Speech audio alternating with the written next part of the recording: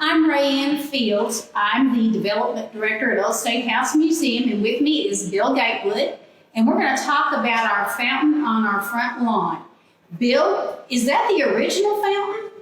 Well, the fountain on the front lawn right now is not the original fountain, but it is an exact replica of what was there originally. The original fountain was part of the Arkansas exhibit at the Philadelphia Centennial Exposition, which was the first World's Fair in the United States.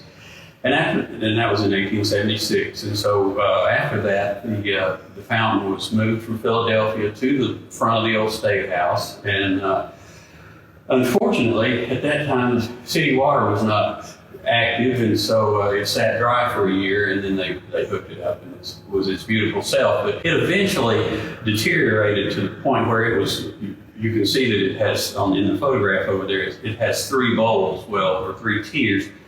It rusted away until it was just one. And so anyway, we had it replaced through a generous gift by the Stella Bull Smith Trust. It's interesting that the models that the Ironworks folks used to create the new fountain, the one that's out there now, they were the same models that were used to create the cast for the molds for the original fountain. And that was an Ironworks in Alexander, Alabama. And so the fountain that you see out there today is a replica of the one that was there in 1877. And this piece that we're looking at, where did this piece get made?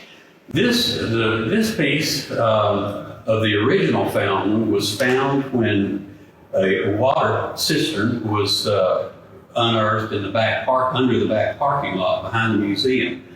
And that had been used through the late 1800s, that cistern. And anyway, we were afraid that it was going to collapse, and so it was excavated. And what we discovered was that after its use as a water reservoir, it became a trash receptacle for whoever it was in this building, whether politicians or med school students or whatever. And so there was an incredible variety of artifacts excavated from that cistern, which looked like a 70-foot long loaf of French bread that was maybe about 15 feet wide and 10 feet tall.